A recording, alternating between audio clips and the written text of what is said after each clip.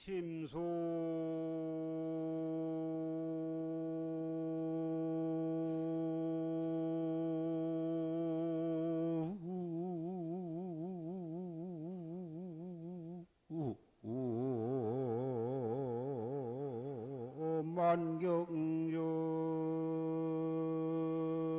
만경전은디 전처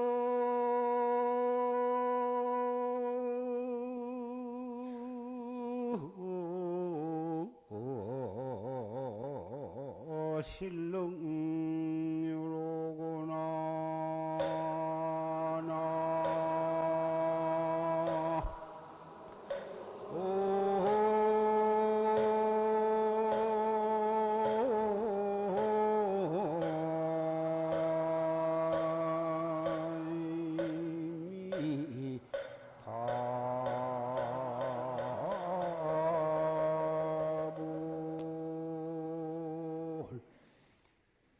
수료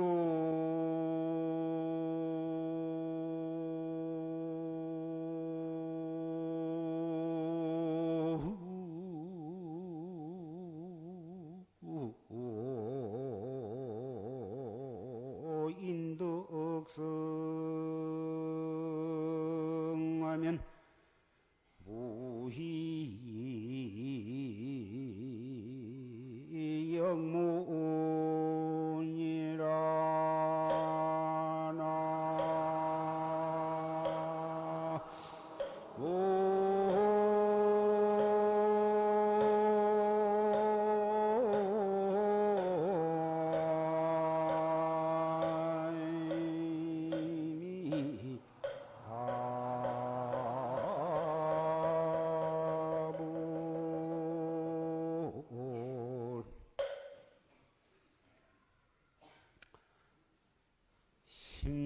심수만경전이요.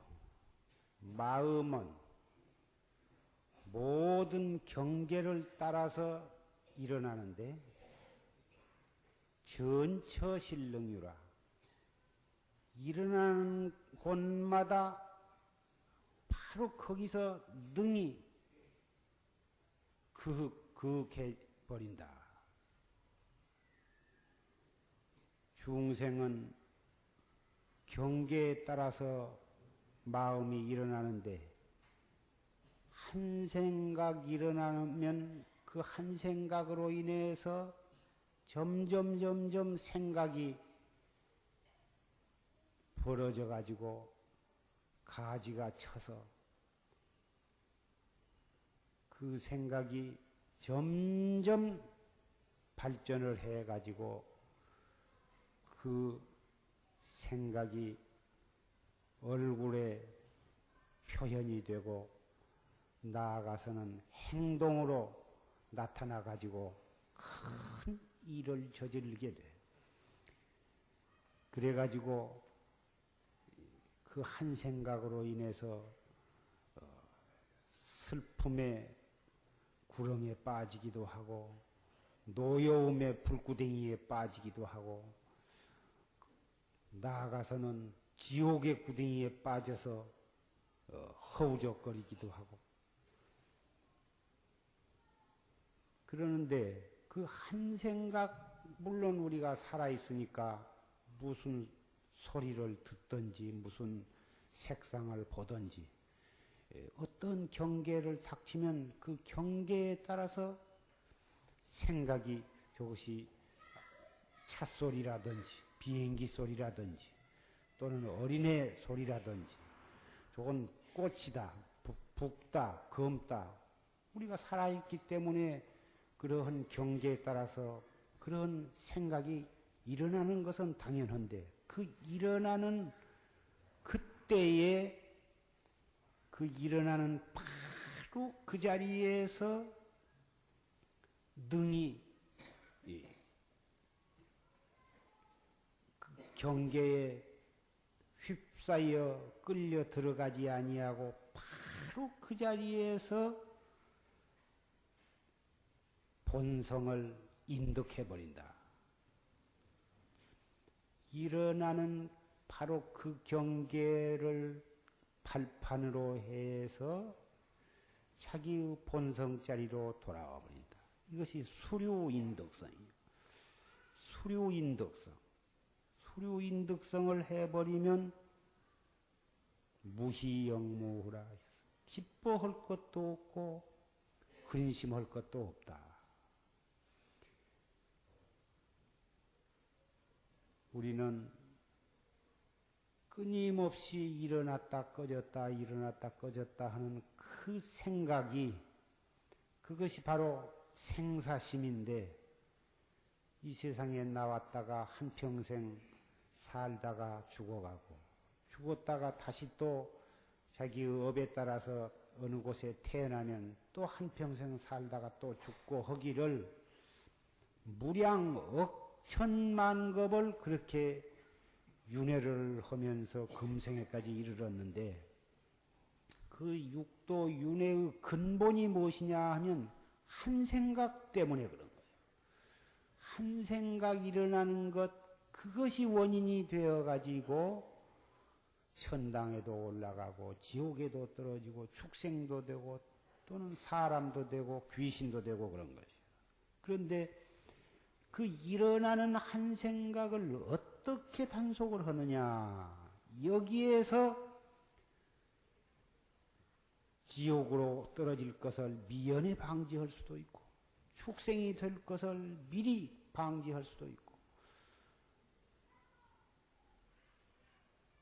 그러기 때문에 천당에 가고 싶으면 천당에 가고 지옥에 가고 싶으면 지옥에 가고 독사가 되고 싶으면 독사가 되고 육도 윤회를 자유자재로 할 수가 있는 그러한 능력을 우리는 낱낱이 다 가지고 있는 것이에요. 그 방법을 잘 모르기 때문에 일어나는 한 생각 그걸 단속을 못 해가지고 원치도 아니한 지옥에도 떨어지고 독사도 되고 귀신도 되고 수라도 되고 이러지 참으로 그 한 생각을 어떻게 단속할 방법만을 분명히 알아서 실천을 해 나가면 우리는 지옥에 갈 필요가 없어. 천당에도 가고 싶으면 가고 다시 사람으로 태어나되 좋은 여건하에 태어나서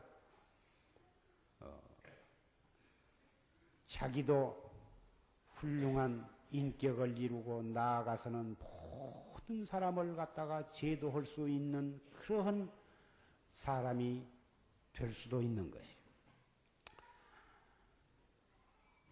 이것이 바로 참선법인데 참선법은 다른 것이 아니고 그 일어나는 한 생각을 단속하는 방법이다.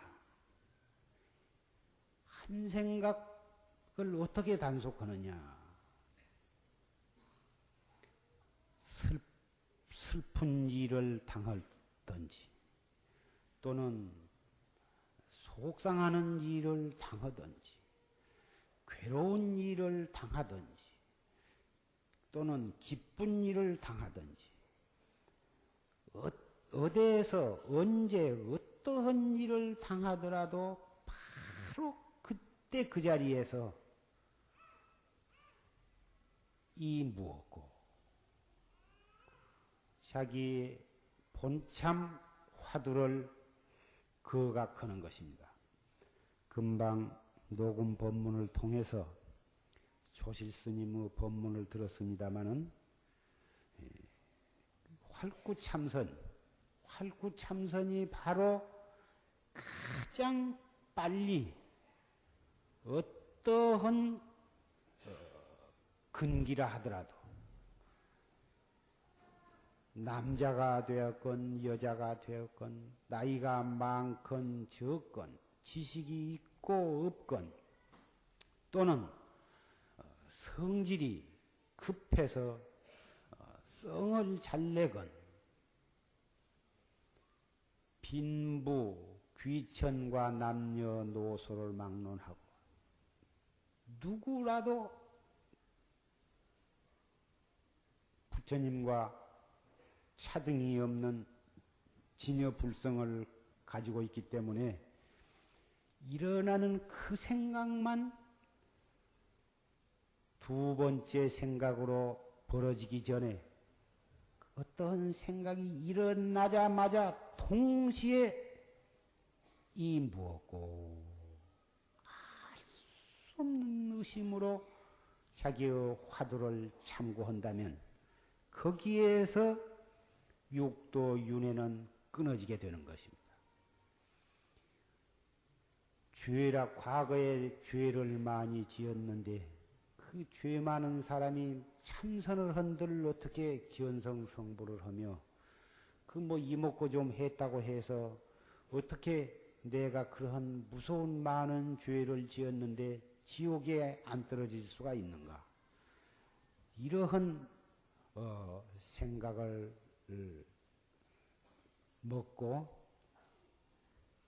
미리 겁을 집어먹고 스스로 도업을 닦아서 이루는 것을 포기하는 사람이 종종 있는데 부처님께서는 불보살께서는 그러한 죄 많은 사람을 위해서 업이 두터운 중생을 위해서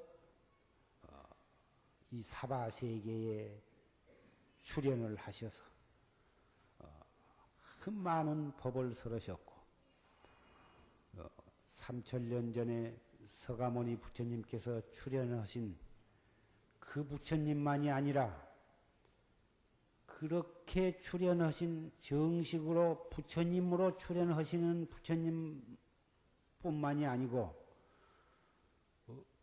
온 법계에 인연 있는 중생을 제도하기 위해서 형형색색으로 부처님과 보사님과 또는 아라한과를 증득한 그런 성현들이 수없이 천백억 화신을 낮추면서 우리 중생 앞에 출연을 해 계시는 것입니다.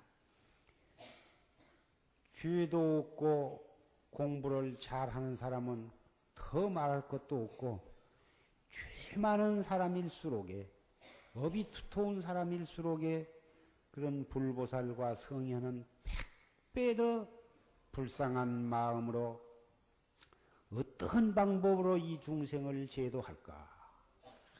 그 중생에 알맞는 방편을 써서 제도하시기 위해서 노력을 하고 계시는 것입니다.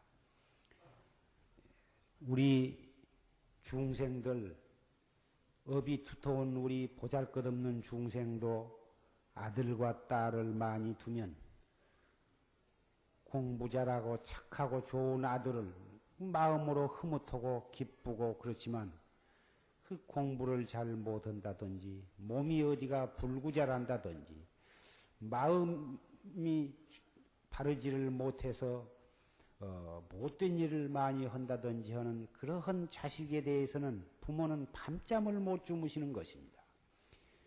몇 백배, 몇 천배 그 자식에게 더 마음이 더 가는 것입니다. 어떻게 해야 이 자식을 바로잡아 줄까? 어떻게 해야 이 병신을 갖다가 바로잡아 줄 수가 있을까? 자나깨나 가슴에서 우러나오는 것입니다. 그러한 이 뜨거운 사랑과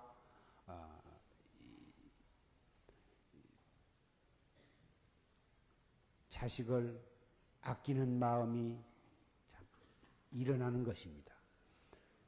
그 생각을 미루어 보면 불보살과 성현들께서 우리 중생, 죄 많은 중생들에 대해서 어떻게 하면 이 중생을 제도하고 바른 길로 이끌고 생사 없는 해탈도를 증득하게 해줄 수 있을까? 그 생각, 얼마나 그 생각을 뜨겁게 가지고 계실 것인가를 우리는 충분히 알고도 남음이 있는 것입니다.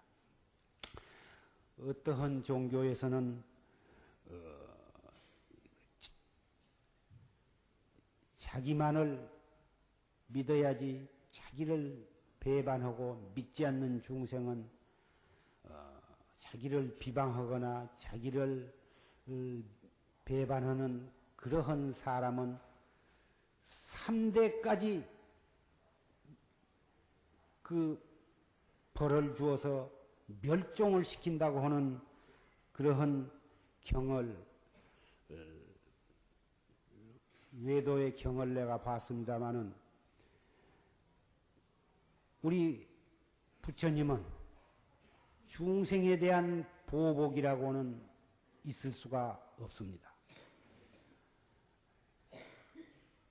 우리 중생들 보고도 보복을 하지 말아라. 보복으로서 왼수는 없어지는 것이 아니고 보복을 하면 또 다시 다음 기회에 상대방이 나에게 또 보복을 하게 되고 그 다음에는 내가 또 보복을 하고 해서 점점 미움과 원망과 싸움은 더 커져서 나중에는 온 세계가 싸움의 세계가 되어서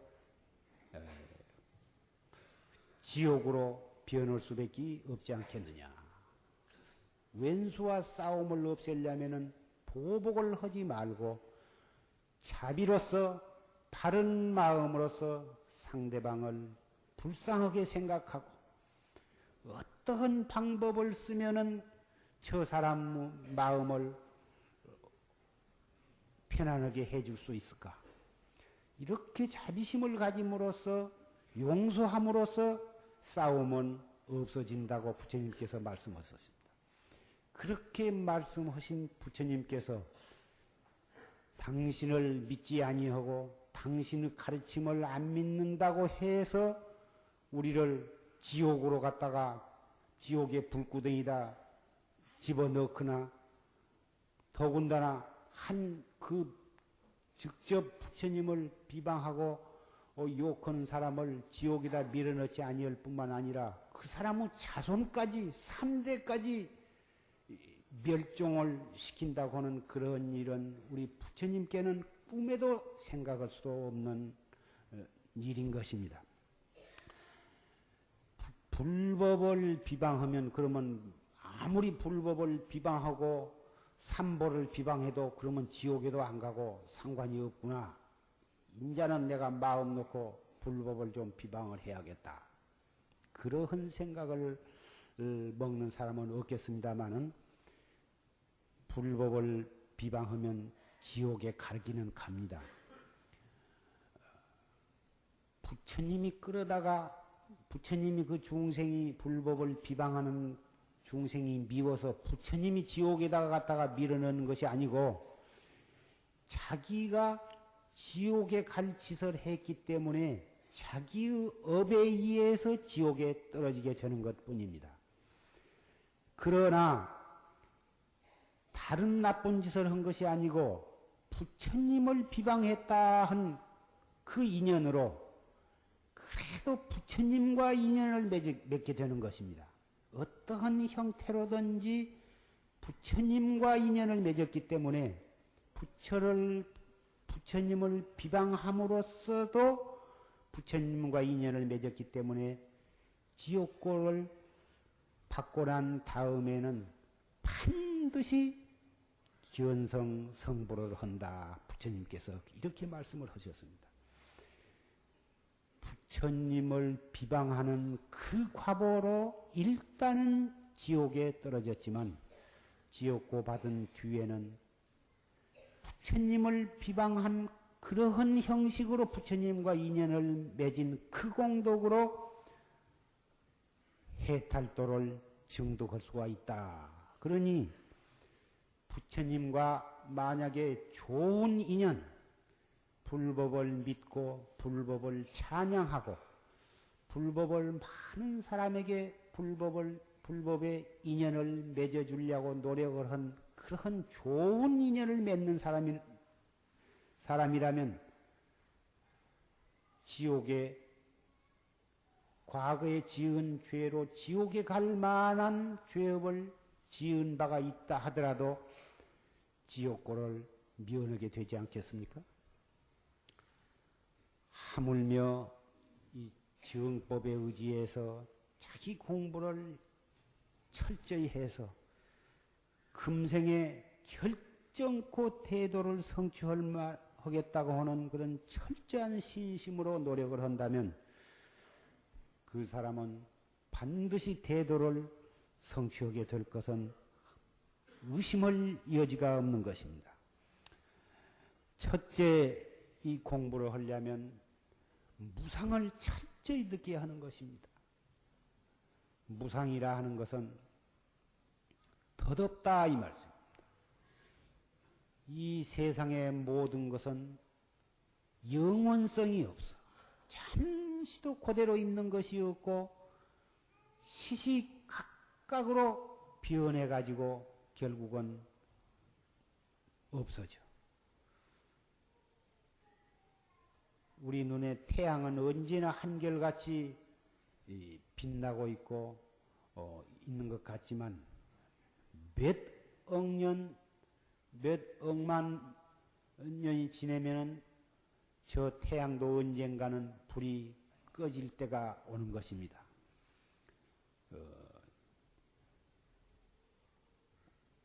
원자 현미경 같은 것으로 관찰을 하면 매일같이 태양의 모양이 변해가고 있는 것을 과학자들은 다 보고 알고 있는 것입니다. 저런 태양뿐만이 아니라 하늘에 번쩍이는 수많은 별들, 달, 이 지구도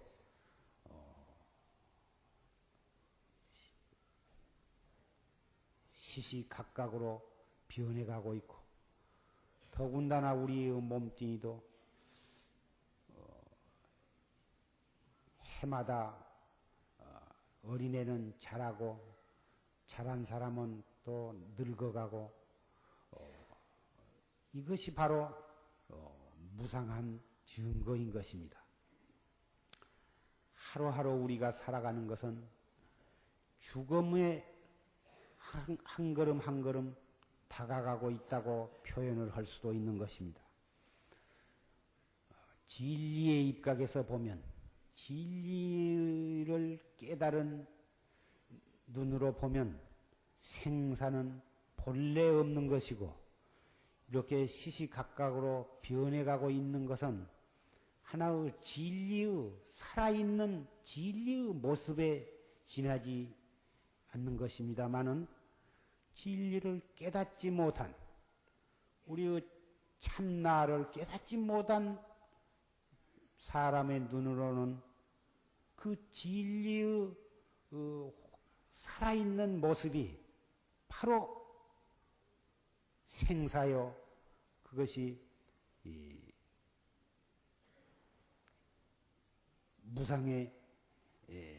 무상으로 느껴지는 것이고 무상으로 나타나는 것입니다. 무상이라 하면 덮어놓고 우리는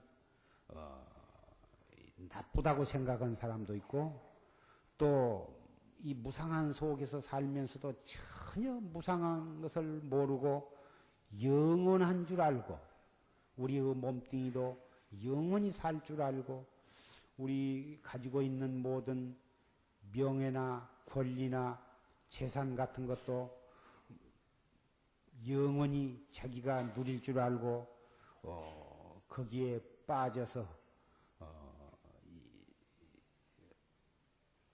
세월 간 줄 모르는 사람도 있습니다마는 진리의 눈을 떠가지고 무상 속에서 살면서 무상을 전혀 느끼지 않고 영혼을 살아갈 수 있다면 그런 다행이 없지만 탐진치 삼독에 얽혀서 오용락에 빠져가지고 그래가지고 정신을 못 차려서 그 무상한 것을 영원한 것으로 착각한 나머지 무상한 줄 모른다면 그것은 참 큰일 날인 것입니다.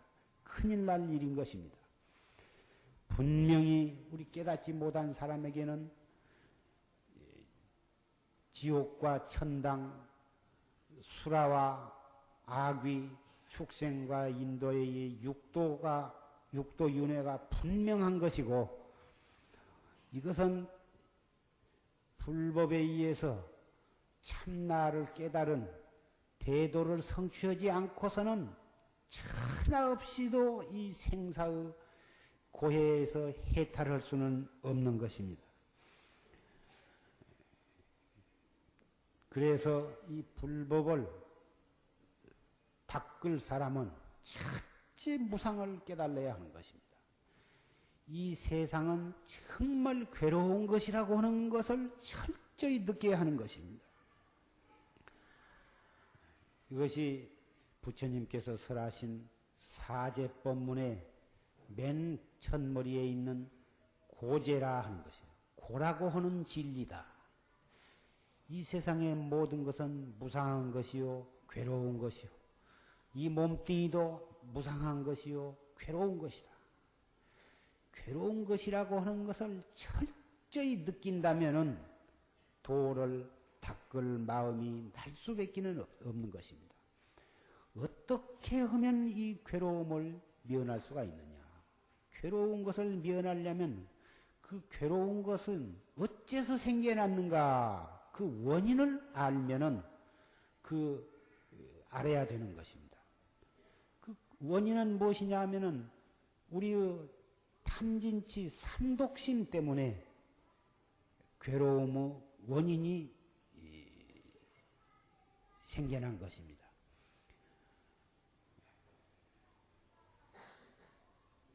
이 세상에 살아가려면 어찌 욕심이 없으면 어떻게 살아갈 수가 있겠느냐? 돈에 욕심이 있어야 온갖 고생을 하면서도 돈을 벌려고 하고, 명예나 권리에 대한 욕심이 있어야 공부도 열심히 해서 대학의 우수한 성적으로 졸업도 하고 박사도 되고 또 판사도 되고 장관도 되고 그러지. 욕심이 없으면 그까지 그 돈이 무슨 소용이 있느냐? 그까지 그 허망한 것 돈으로 벌려고 하지 아니하고, 무슨 명예나 권리도 허망한 것이라 그까지 그 소용없다 해가지고는 전혀 공부도 하려고 하지도 않고, 그러면 그렇게 함으로써 무슨 도를 이룰 수가 있겠느냐? 그러니 이 세상을 남부럽지 않게 살아가려면 첫째 불같은 욕심이 있어야 하고, 명예나 권리에 대한 그런 욕심도 있어야 하지. 그런 것이 없으면 의욕이 없고 희망이 없으니 전부 다 있는 것이나 먹고, 있으면 먹고 없으면 말고, 전 국민이 다, 전 인류가 게으름에 빠져가지고 잠이나 퍼자고 일도 안 하고 그러면 집안이 무엇이 되며 국가가 무엇이가 되겠느냐? 이렇게 생각하실는지 모르지만 정말 철저하게 무상한 줄 깨닫고 명예나 권리나 또는 재산이나 색이나 뭐다 그러한 오용락이 영원성이 없는 허망한 것이라고 하는 것을 오히려 그러한 뒤에 지나친 욕심을 부리고 탐착을 하면 악도에 떨어진다. 악도라는 게 현실적으로는 정신적인 고통을 악도라고 그렇게 생각을 하면 금방 우리는 이해할 수가 있을 것입니다. 이 몸뚱이 살아있을 때에는 육체적인 또는 정신적인 고통, 갈등, 이런 것이 바로 사후에는 지옥과 같은 것인 것입니다. 살아있을 때의 정신적인 안온을 얻지 못한 사람, 정신적인 해탈을 얻지 못한 사람은 그 사람은 숨이 끊어지자마자 바로 지옥으로 연결이 되는 것입니다. 그래서 이 괴로움의 원인인 육도윤회를 해가지고 그 고해에서 고통을 받는 그 원인은 우리는 그 무명심, 무명업식으로 탐진치 삼독심의 불이 치성함으로 해서 오용락을 영원한 것으로 착각한 뒤에서 괴로움에 빠지게 된다. 그러면 어떻게 하면 그 괴로움을 없이 해서 영원한 마음의 평화를 얻을 수가 있느냐. 그것은 그러한 무명심, 탐진치, 삼독심, 오용락 그런 마음을 갖다가 없이 하면 된다. 없이 하려면 어떻게 하면 되느냐. 그것이 바로 이 여러 가지 염불을 한다든지 또는 경을 외운다든지 또는 어떤 주문을 외운다든지 이러한 기도를 한다든지 여러 가지 수행법이 있지만 그 많은 수행법 가운데에 가장 수승한 수행법이 참선이라 하는 것입니다.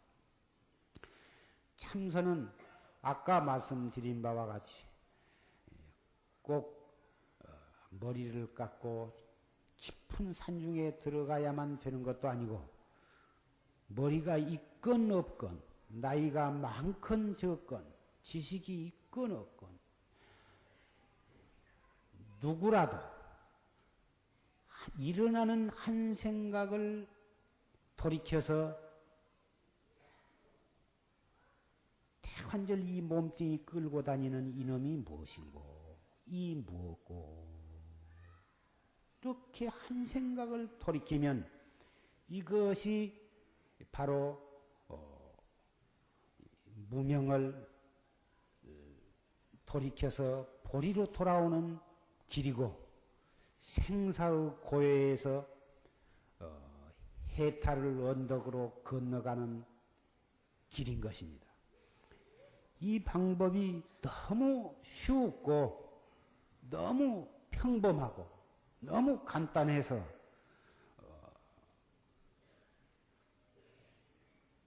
글 읽기를 좋아하고 무엇을 연구하기를 좋아하고 이론적으로 따지기를 좋아하는 그런 그 현대 학문을 한 지성인들은 그 재미도 없고 만날 해봤자 답답하기만 하고 무엇이 알아진 것도 아니고 그러니 차라리 그러한 참선을 하기보다는 금강경이나 유마경이나 또는 법화경이나 그런 부처님 경전을 읽고 그것을 연구하고 해석을 하고 교리적으로 연구를 하는 것이 훨씬 더 재미가 있고 알아진 것이 있고 또 누구 앞에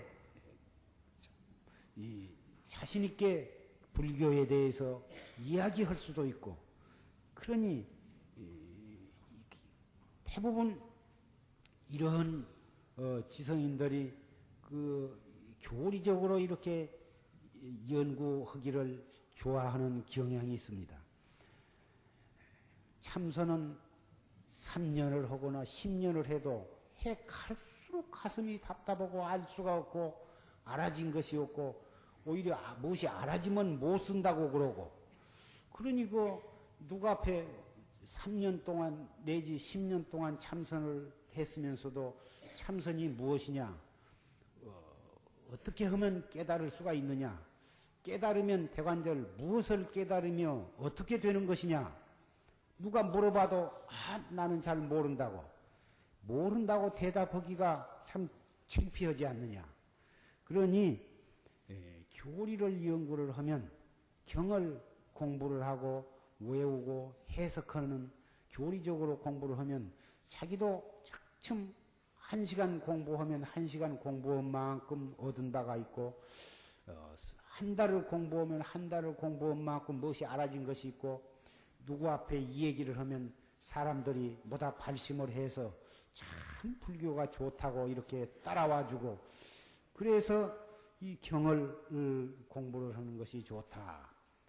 그래가지고 이 참선에 대해서는 등한히 하고 교만을 갖다가 숭상하는 그러한 분들이 있습니다마는 그러면 교와 참선은 다른 것이냐? 교는 부처님께서 설하신 법문이고 참선은 부처님께서 나를 깨닫기 위해서 지도하신 깨달음에 이르는 수행법이다 그 말이에요. 그러면 그 수행을 바르게 하기 위해서 설하신 부처님 법문이 경전이라. 그러면 경전과 수행해 나가는 수행법인 참선과는 둘이라 할 수가 없다 이 말이에요. 둘로 논아서 이것은 교고 이것은 선이다. 선이 더 좋고 교가 더 나쁘다. 교가 더 중요하고 선은 맞지 않는 것이다. 이렇게 두 가지를 놓고 분쟁을 하고 비방을 하고 차별을 둔다고 하는 것은 도저히 있을 수가 없는 일이다 이 말씀이에요. 교도 올바르게 이해를 하고 올바르게 공부를 하면 참선을 철저히 마음이 날 수밖에는 없는 것이고 참선을 올바르게 하면 교가 하나도 버릴 말씀이 없어. 전부가 다 소중하고도 훌륭한 법문이다 이 말씀이에요. 그런데 그러기 때문에 부처님 때부터서 달마 스님에 이를 때까지 인도에 있어서는 무엇이 선종이고 누구는 교종이고 그러한 파당이 없었다 이 말씀이에요. 가섭존자나 아란존자나 상나와수 해가지고 28대 달마스에 이르기까지 선사이면 동시에 교리에도 다 통달했고 그런 것이지 일부 어떠한 선은 가섭존자에 의해서 전해졌고 교는 아란존자에 의해서 전해졌다 이렇게 말을 합니다마는 아란존자는 부처님의 사촌 동생이고 출가해가지고 평생 동안 부처님을 갖다가 시봉을 하면서 부처님의 법문을 다 듣고서 너무 총력이 좋았기 때문에 부처님이 설하신 그 많은 경전을 한 구절도 잊어버리지 아니하고 조르르 다 외웠습니다.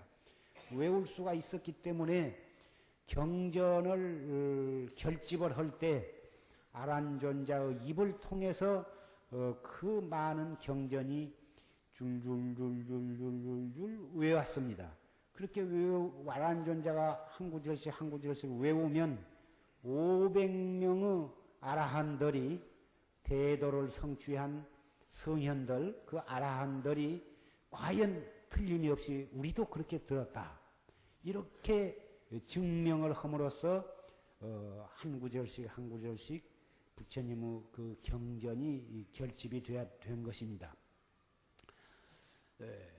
그렇게 해서 한 것이지 아란존자에 의해서 교종이라 하는 그런 파가 별도로 생기는 것이 아닌 것입니다. 아란존자는 교종의 종주가 아니고 내나 부처님의 정법을 이어받은 제2대 조사인 것입니다. 부처님의 법은 부처님의 수제자인 가섭존자에게 전해졌고 그 가섭존자는 아란존자에게 그 참나를 깨닫는 그 정법의 그 법 등을 아란존자에 전했고 아란존자는 상나화수께 전했고 이렇게 해서 28대 달마 스님까지 전해 내려온 것입니다. 그렇기 때문에 아란존자가 이 교는 아란존자에 의해서 전해졌고 선은 가섭존자에서 전해졌단 말은 전혀 이치에 맞지 않는 말인 것입니다. 그런데 그렇다면은 교도 부처님께 설하신 훌륭한 법이라면 어째서 그러면은 경을 보는 것보다는 참선을 하는 것이 좋다고 용화사에서는 법회 때마다 그런 말씀을 하니 왜 그랬느냐? 용화사에서도 금강경 또는 반야경 또는 법화경, 화엄경 이런 경을 갖다가 경살림을 해서 경에 대한 해설도 하고 강의도 하고 하면 훨씬 더 좋지 않겠느냐? 이러한 생각을 하실는지 모르지만 그 경은 그 분량이 부처님께서 49년 동안 설하신 그 8만 대장경이라고는 그 방대한 경이 우리가 죽을 때까지 그놈을 다 읽고 해설을 한다 해도 다 볼 수가 없는 것이고 더군다나 그것을 낱낱이 다 이해할 수는 더욱 없는 것입니다. 현재 경이 우리나라에 전해진 경이 한문으로 다 번역이 되어 있어서 한문을 여간 잘한 사람이 아니고서는 읽어도 다 알 수가 없고 요새 차츰 또 경전이 번역해 나옵니다마는 번역해 놓은 경을 읽어도 또 알 수가 없습니다. 읽어도 알 수 없는 경을 다 또 읽을 수도 없는데 그것을 읽다가 읽기만 하다가 우리가 죽어버린다면 어떻게 되는 것입니까? 그래서 우리가 직접 그 경을 알기 어려운 그 경을 읽고 공부해서 대관절 부처님이 어떠한 말씀을 했으며 부처님께서 설하신 그 수행법이 구체적으로 어떻게 된 것인가를 자기의 힘으로 경전을 읽음으로써 알려고 하다가는 죽을 때까지 읽어도 바른 수행법을 이해할 수가 없습니다. 이 경을 보면 이렇게 하라고 말씀을 하셨고 또 저 경을 보면 저렇게 하라고 말씀을 하셨고 경마다 보면 그 경이 최고라고 말씀을 하셨느니 쓰니 대관절 그 경은 다 볼 수는 없고 어느 경 한 권이나 두 권만 보았으면 좋겠는데 경마다 그 경이 제일 좋다고 써졌으니 어떻게 우리가 갈피를 잡을 수가 없다 그 말씀이에요. 그래서 우리 자신이 그 경을 읽어가지고 수행을 해나가려고 하기보다는 이미 그러한 경을 잘 공부를 잘 했거나 또는 올바른 수행법을 스승으로부터 지도를 받아가지고 자기도 옳게 수행을 해서 옳은 수행법을 아는 그러한 선지식에게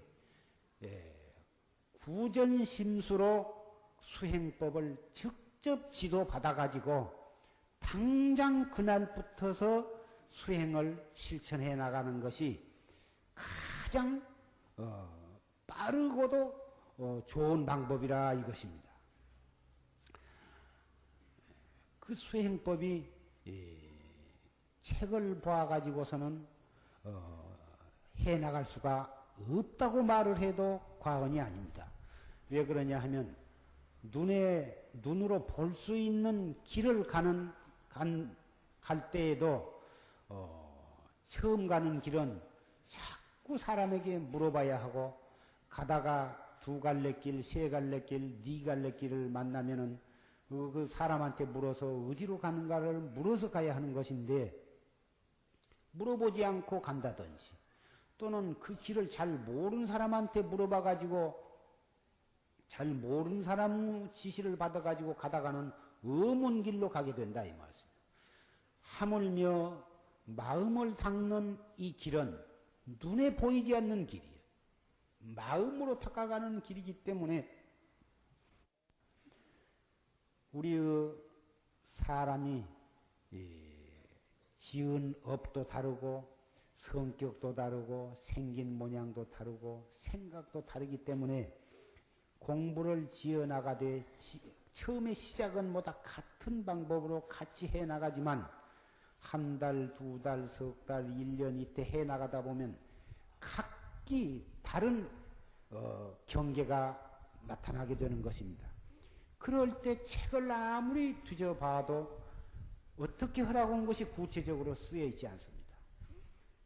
천상 믿을 수 있는 자기가 믿어지는 스승이 있어야 처음에 시작할 때에도 그런 선지식한테 지도를 받아서 하고 공부를 해가는 도중에도 항시 옳게 하는가 잘못해가는가에 대해서 점검을 받고 어떠한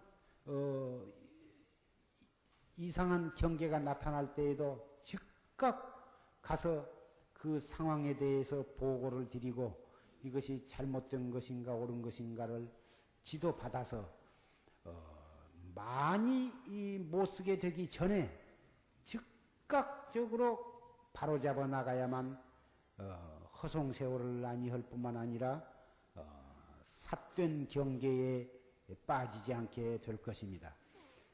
한 번 삿된 경계에 빠져놓으면 나중에 얼마 있다가 다른 선지식으로부터 너의 그 경계가 올바르지 못하다 하는 것을 지적을 받아도 그 말을 믿지 않게 되는 것입니다.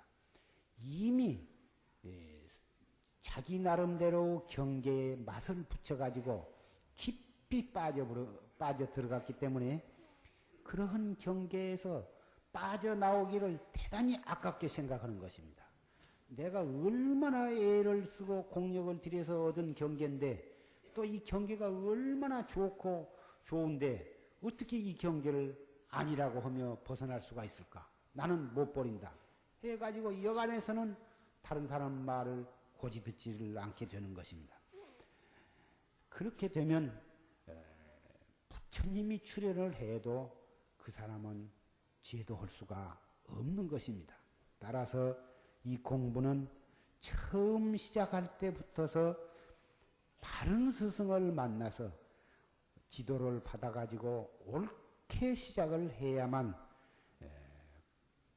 하고 중간중간에도 항시 선지식을 가까이 해서 점검을 받아야 하고 또 어떤 특이한 경계가 나타나거나 또한 깨달음 경지에 이르렀을 때에도 반드시 선지식의 점검을 받아서 인가를 받아가지고 깨달은 뒤의 보림 수행에 나가는 데 있어서도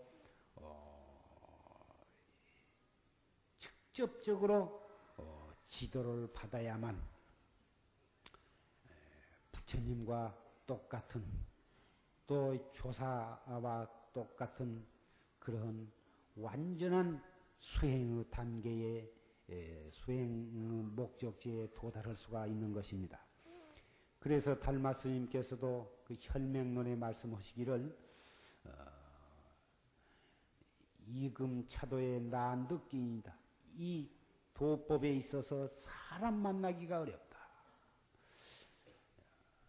도를 닦는 수행인은 스승 만나기가 어렵고 또 그런 선지식은 정말 올바른 사상을 가지고 올바르게 수행을 해 나갈 만한 그런 좋은 제자를 만나기가 어렵다 이렇게 말씀을 하셨고 급히 스승을 찾지 아니하면 일생을 헛되이 보내리라 이렇게도 말씀을 하셨습니다. 스승을 만났다고 해서 스승한테 무엇을 얻을 것이 있는 것은 아니지만 스승을 만나지 아니하고서는 올바르게 수행을 해나갈 수가 없기 때문에 스승을 우선적으로 스승을 먼저 찾아야만 된다고 그렇게 강력히 말씀을 하신 것입니다. 그러면 우리는 어떻게 해서 그 바른 스승을 만날 수가 있을까? 무엇을 보고 바른 스승을 분별을 할 수가 있을 것인가? 그 스승이 미간에는 백호상이 번쩍이고 있고 몸에는 무슨 오색 찬란한 방광을 하고 있고 그런 이 부처님의 30종호와 32상과 80종호를 갖춘 그런 선지식이 어디에 나타나셨다면 밤에도 그 선지식을 알아볼 수가 있겠고 아무리 어리석은 사람도 대번에 알 수가 있겠지만 선지식이 출현을 하실 때에는 꼭 그러한 원만상을 가지고 꼭 태어난 것이 아니고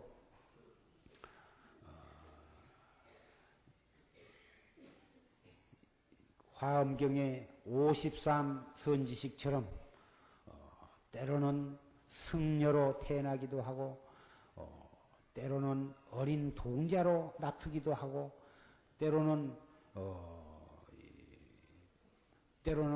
그 창녀 같은 그런 모습으로 나타나기도 하고 때로는 장자로 나타나기도 하고 때로는 신으로 귀신으로 나타나기도 하고 이렇기 때문에 도무지 우리 신심이 없는 이 근기가 약한 중생의 눈으로서는 참 선지식 분별하기가 그렇게 어려운 것입니다. 그러나 정말 무상을 깨닫고 철저하게 발심을 해서 바른 마음으로 진실한 마음으로 성실한 마음으로 청정한 마음으로 선지식 찾아 만나기를 간구하면 선지식은 언제라도 만날 수가 있는 것입니다. 왜 그러냐면은 선지식이 한두 사람이 아니고 이 우주 법계에 가득 차 있는 것이 바로 불보살의 화현신이기 때문인 것입니다. 우리의 신심이 부족하고 우리의 정성이 부족하기 때문에 눈앞에 우리의 뒤에 왼쪽에 오른쪽에 눈으로 볼 수 있는 모든 것, 귀로 들을 수 있는 모든 것, 삼라만상 두두물물이 부처님이요, 두두물물이 보살이요, 두두물물이 성현이 아닌 것이었건만 그것을 밤과 낮을 가리지 아니하고 상대하고 있으면서도 그 선지식을 알아보지 못하고 세월을 보내고 있고 업을 짓고 있는 그런 안타까운 생활을 우리는 하고 있는 것입니다. 그래서 처음에 말씀드린 심수만경전이요 전처실릉유라. 우리의 마음은 경계에 따라서 움직이는데 그 경계에 따라서 일어나는 바로 그곳에서 화두를 챙기는 것. 이것이 바로 부처님을 만나 배우는 가장 요긴한 방법이요. 선지식을 만나 배우는 가장 가깝고도 빠른 방법인 것입니다. 그래서 이 방법을 갖다가 최상승법이라, 이 방법을 갖다가 정법이라 이렇게 말하는 것입니다. 이러한 최상승법을 믿고 정법을 믿고 실천해 나간 사람은 여러분 가정에서 선지식을 만나 배울 수가 있고 살아계신 부처님을 만나 배울 수가 있는 것입니다. 여러분의 직장에서도 선지식을 만나 배울 수가 있고 관세음보살을 만나 배울 수가 있는 것입니다. 뿐만 아니라 여러분의 몸에서, 마음에서 일어나는 희로애락, 그 좋은 생각, 나쁜 생각, 슬픈 생각, 노여운 생각, 이것이 84,000 번의 망사입니다마는 이 최상승법을 믿고 공부해 나가는 사람은 그 84,000 번뇌가 바로 보리심으로 승화해버리는 계기를 만드는 것입니다. 84,000 마군이라 그러는데 84,000 마군이가 다른 게 아니고 84,000 번뇌를 갖다가 84,000 마군이라 그러는 게고 그 84,000 번뇌를 돌이켜서 화두를 들어서 자기의 본성으로 돌아가는 그 찰나를 갖다가 그것을 84,000 법문이라 이러는 것이에요. 이렇게 분명한 것입니다. 무엇이 어려운 것입니까? 죄 많은 사람이라고 해서 안 될 것이 없고 무식한 사람이라고 해서 안 될 것이 없습니다. 뒤로 시간을 미루지 말고 당장 이 자리서부터서 무슨 생각이 일어나든지 일어날 것입니다. 집 생각, 지난 생각, 돈 생각, 자식 생각, 남편 생각, 별별 생각이 일어나겠습니다마는 일어나는 그 생각을 놓치지 마십시오. 그 한 생각 돌이키면 한 생각 성불인 것입니다. 그 한 생각을 놓치면 한 생각이 바로 마구니로 변하게 되고 그것이 그 지옥으로 떨어지는 그 올개미에 걸려드는 것입니다. 지옥으로 한 걸음 잘못 디뎌서 지옥으로 가느냐, 한 걸음 잘 돌려서 극락세계로 가느냐, 이 판가름이 화두를 드느냐 안 드느냐 거기에 달려 있는 것입니다. 정법이라 하는 것은 어렵지를 않습니다. 너무나 쉽고 평범한 것입니다. 설사 재미가 없지만 이 시간부터서 적극적으로 실천을 해보십시오. 해보면 하루를 그렇게 해보고 한 달을 그렇게 해보고 석 달을 그렇게 해보면 해가다가 자기를 돌이켜 보십시오. 어느새 과거의 자기가 아니라고 하는 것을 느끼게 될 것입니다. 모든 점에 있어서 향상이 되어 있을 것이며 모든 점에 있어서 승화가 되어가고 있는 자기의 모습을 깨닫게 될 것입니다. 자기가 자기를 돌아봤을 때뿐만 아니라 자기의 가족들이 볼 때에도 또는 친구들이 볼 때에도 직장에서나 어디를 가거나 그 사람은 벌써 마음씀이 달라져 갖고 있을 것이며 얼굴에서 풍기는 모습이 달라져 갖고 있을 것이며 행실이 달라져 가고 있는 것을 모든 사람의 눈에 현저하게 나타날 것입니다. 이것이 바로 새 마음 갖기 운동이 될 것이며 이것이 사회 정화 운동의 기본 요소가 될 것입니다. 이것이 바로 부처님께서 우리 중생들에게 설해 주시고자 하는 최고의 미묘 법문인 것입니다. 이것이 아니고서는 해탈도를 증득할 수가 없는 것이며 이것이 아니고서는 세계의 평화도 이룩될 수가 없는 것입니다. 그런데 이것이 그렇게 간단하고 명백하고 쉬운 것인데 중생은 과거에 지은 업이 있어서 습기가 있어서 그 한 생각 돌리기가 그렇게 힘이 듭니다. 그래서 그 한 생각을 거리로 표현하면 공간적으로 표현하면 10만 8천 국토라 이렇게 어마어마한 표현을 부처님께서는 쓰셨고 이것을 갖다가 때로는 삼아성직업이라 이렇게 표현을 하시기도 하셨고 그랬습니다. 무슨 극락세계가 10만 8천 국토라 하는 국토를 지금 뭐 과학이 발달해서 우주선을 타면은 서방으로 10만 8천 국토 나올 때까지 무한정으로 달려가 보면 거기에 무슨 극락세계가 나타나겠습니까? 극락세계는 꼭 서쪽에만 있는 것이 아닐 것이며 삼아승직업이라고 하는 세월은 영원이라고 표현, 끝이 없다고 하는 시간의 표현인 것입니다. 그런데 이것이 바로 이 조사문중, 정법문중, 최상승법에 있어서는 찰나멸각이라 그랬습니다. 찰나의 무량겁 죄업을 멸각, 녹여 없애는 것입니다. 일초직입열애지라 한 번 뛰어가지고 부처님 세계에 뛰어오른다 이렇게도 표현을 했습니다. 이렇게 볼 때에 이 한 생각 돌이키기가 그렇게 간단하고 쉽지만 실제로 해보려고 하면은 그만큼 어려운 면이 있다고 하는 것을 그렇게 표현을 한 것입니다.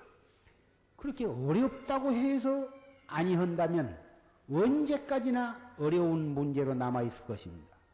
어렵지만은 또 하고 잊어버렸다가 또 챙기고 또 챙기고 또 챙기고 해서 계속해서 되풀이해서 해가면 습관이 될 것이고 습관이 되면 하려고 안 해도 제절로 되어지게 되는 것입니다. 똑같은 일을 되풀이해서 할 때에는 나중에는 무의식 중에도 되어지는 것입니다. 모든 기술이 그렇고 모든 운동도 그렇고 우리 공부해 나가는 우리 한 생각 돌리는 이 공부도 자꾸 되풀이해서 하는 데에서 나중에 되어지는 것입니다. 이것을 덕력이라 하는데 덕력이라고 하는 것은 무슨 이 공부를 하니까 무슨 이상한 힘을 얻은 것이 아니라 그렇게 하려고 애를 써도 잘 안 되던 것이 하려고 안 해도 제절로 이렇게 화두가 들려지고 이것이 바로 힘이 덜어지는 것을 다른 표현을 쓰면 그것을 힘을 얻었다 하는 것입니다. 여기에 모이신 분은 숙세의 인연으로 이 최상승법, 정법에 깊은 인연이 있어서 이 법보전에 모여서 이 최상승법에 대해서 말씀을 드리고 또 여러분은 듣게 된 인연을 이렇게 맺게 된 것이라고 산승은 생각을 합니다. 이러한 인연이 날과 달로 더 굳어지고 깊어져서 이 자리에 모이신 분은 결정코 금생에 대도를 성취하게 되기를 믿고 그렇게 간절히 축원을 하는 바입니다. 한 사람도 빠짐없이 일시의 대도를 성취하고 세세생생의 이 정법문 중에서 다시 만나서 또 도업을 성취를 하고 이래가지고 이 법계에 한 중생도 남은 중생이 없도록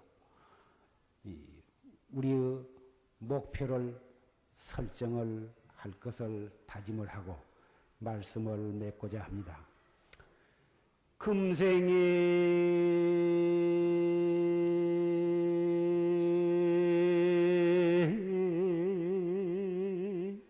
약불 총사하면 후세 당연 한만단 하리라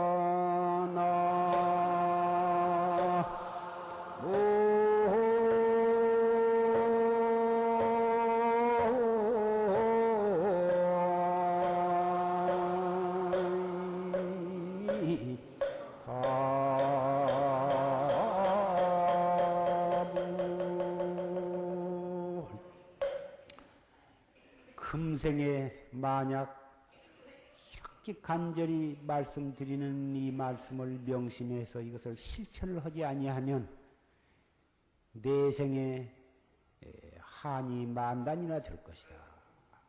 내생에 사막도에 떨어져서 그때 가서서 내가 그때 왜 이 용화사 법보전에서 그 참선 법문을 듣고 그때 열심히 안 해가지고 오용락에 빠져서 허우적대다가 이렇게 악도에 떨어졌는가? 그때 가서 후회를 해봤자 무슨 소용이 있겠느냐? 선방 앞에 신발만 한번 벗어놔도 악도에 안 떨어진다고 그랬는데, 그래서 이렇게 최상승 법문을 듣기만 한 그 공덕으로라도 악도에 떨어질 일은 없으리라고 생각이 됩니다마는, 사람은 너무 자만심을 가지고 나아가면 실수를 하는 법이 있기 때문에 이렇게 말씀을 드리는 것입니다. 그러면 죽비를 치고 잠깐 입선을 하겠습니다.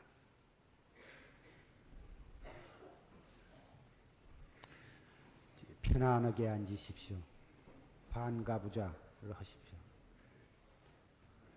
허리를 쭉 펴고 악음니를 지그시 물고 혀는 위로 꼬부려서 입천장에다 대십시오. 혀끝허리를.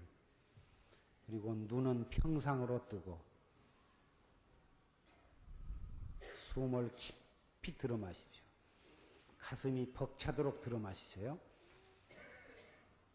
코로 들어 마셨다가 한참 참았다가 입으로 후 하고 입으로 다 내뿜으세요. 다 내뿜으시면 또 코로 스르르 들어 마시세요. 가슴이 가득 들어 마셨다가 3초 동안 정지했다가 또 입으로 후 하고 내뿜으세요. 다 내뿜으시면 또 한 번 들어 마세요.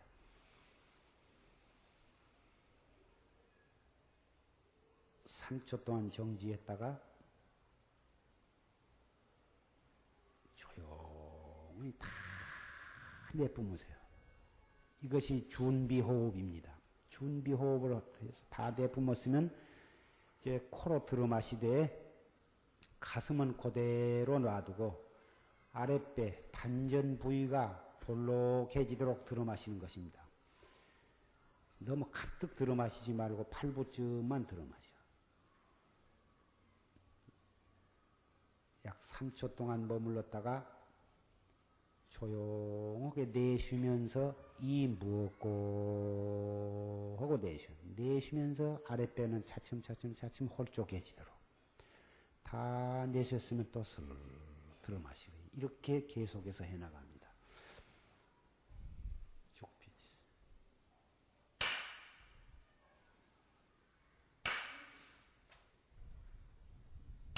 법회 끝에 다음은 10분씩이라도 이렇게 같이 입선을 이렇게 하냐 하면 반드시 그 까닭이 있습니다.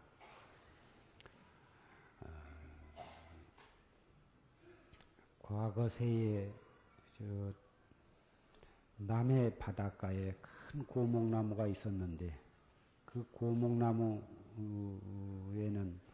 500마리의 그 박쥐떼들이 살고 있었는데 그때 마치 폭풍우가 불고 풍파가 세니까 배를 타고 장사를 하는 그 상선이 그 해변에 그 피난을 해가지고 그래가지고 그 고목나무 밑에서 밤새 불을 피면서 그 풍파를 그 피하고 있었는데 그 불이 잘못해가지고 차츰차츰 번져서 그 고목나무에 번졌습니다.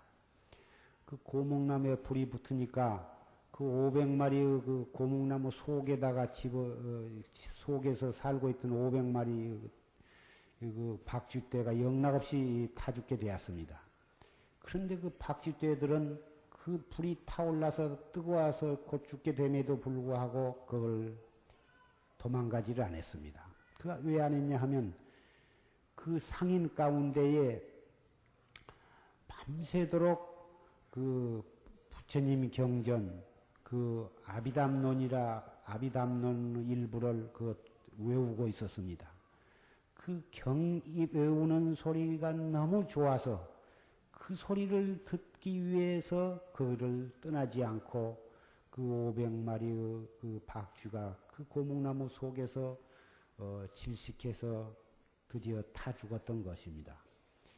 그 인연으로 부처님이 열반하신 뒤 이 400년 그 협존자가 그 대비바사론이라고는 그 경륜론 그 3장의 해설서인데 그 아비담론 대비바사론이라고는 그 경을 갖다가 결집을 했는데 그 결집을 할 때에 500명의 아라한을 모아가지고 했는데 그 500명의 아라한이 바로 그 고목나무에서 죽은 그 박쥐떼들인 것입니다. 그 박쥐떼들이 그 목숨을 바치면서 그 경전 외우는 소리를 들은 그 공덕으로 마침내는 아라한과를 증득해서 성현이 된 것입니다. 또 부처님께서 열반하시자마자 그 해에 가섭존자가 상수제자 되어가지고 그 제1회 제1 결집을 할 때에 500성성 500나한님들이 또 모여서 또 그 결집을 제1 결집을 했는데 그때 그 아라한들은 과거세 그 500마리의 그 기러기 떼인 것입니다. 500마리 기러기 떼가 하늘에 날아가는데 그 임금님에게 바치기 위해서 그 기러기를 잡기 위해서 그 엽사가 그물을 쳐놨는데 그 기러기 떼의 왕이 그 그물에 걸렸던 것입니다. 그래서 그 기러기를 잡아서 죽이려고 그러는데 그 500마리 중에 한 마리가 그 자기네 왕이 붙잡혀서 죽게 되니까 자기의 목숨을 바쳐서 그 기러기 왕이 있는 데다 던졌습니다. 그래가지고 왕을 갖다가 날개로 부둥켜 안으면서 슬피 울면서 우리 왕을 살려달라고 울부짖었고 나머지 498마리의 기러기 떼들도 슬피 울면서 그 자리를 그 하늘을 떠나지 아니하고 빙빙 선회를 하면서 그 왕을 살려줄 것을 간청을 하면서 슬피 울었던 것입니다. 그래서 그 기러기를 잡아서 죽이려고 했던 그 엽사가 그 기러기 2마리를 왕과 그 또 1마리를 하늘에 날려주었던 것입니다. 그래가지고 그날 임금님 수라상에는 기러기 고기를 올리지를 못했습니다. 그래 왕이 어째서 오늘은 기러기 고기를 올리지 않았느냐? 내가 그 고기가 없으면 밥을 못 먹는데 왜 고기를 안 올렸느냐? 그러니까 그와 같은 사실을 임금님께 여쭈었습니다. 그러니까 임금님이 그 말씀을 듣고 그 미물의 중생도 그런 짐승도 자기 왕을 위해서 목숨을 던졌고 그 왕의 죽음을 슬퍼해서 그 하늘을 떠나지 아니하고 그랬다니 어찌 내가 앞으로 기러기 고기를 먹을 수가 있단 말인가? 다시는 기러기를 잡지를 말아라. 이렇게 엄명을 냈던 것입니다. 그때의 기러기가 바로 누구냐 하면 현생의 부처님 인행 때의 부처님인 것입니다. 그리고 그 몸을 던진 그 기러기는 아란존자고, 나무지기 그 기러기들은 바로 아라한과를 증득한 성현이 되어가지고 부처님 열반하신 그 해에 제일 결집을 할 때에 모이신 그 500성승들인 것입니다. 오늘 이렇게 이 자리에서 다 같이 조실스님의 법문을 듣고 또 이 산승의 이 참선에 대한 말씀을 듣고, 그리고 법문 끝에 다 같이 10분 동안 이렇게 죽비를 치고 입선을 한 이 공덕이 금생에 또는 세세생생에 반드시 우리가 함께 대도를 성취하는 그런 깊은 인연이 될 것을 믿어 의심치 않는 것입니다. 그렇게 하시고 열심히 공부를 해 주시기를 부탁을 드립니다.